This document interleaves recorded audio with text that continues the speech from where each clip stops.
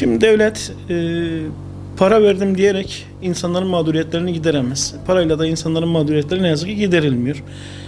Sadece Suriye içerisinde birinci dalgada 20 küsür bin insan evlerini terk etti. Dünkü dalgayla birlikte bir 10 bin kişinin daha evlerini terk ettiğine dair duyumlarımız ve gözlemlerimiz var.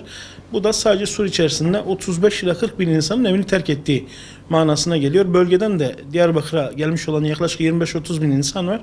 Yani neresinden bakarsanız bakın 50 ila 60 bin insan şu an Diyarbakır'da evsiz barksız bir şekilde komşusunun, akrabasının veya işte birleşerek bir ev kiralama noktasına bir şeye gittiler ama yarın bu bölgeler tekrar açıldığı zaman insanlar çok büyük bir sürprizle karşılaşacaklar. Birçok insanın başını sokabileceği bir evi dahi kalmamış olacak çatışmalardan kaynaklı olarak. O yüzden devletin çok acil bir şekilde insanların önce barınma ihtiyaçlarını, daha sonra gıda ve giyim ihtiyaçlarını çok ivedi bir şekilde karşılaması gerekiyor. Sosyal devlet olmanın ve böylesi bir çatışma sürecinin içerisine sokulmuş bir halkın bir an önce rehabilite edilmesi ve bu sorunların giderilmesi gerekiyor.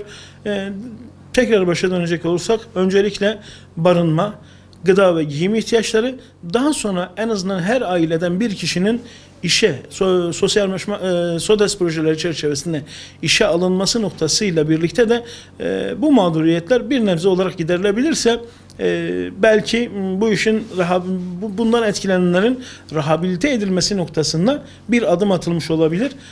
Bu da bölgenin en acil sorunu olarak karşımızda duruyor.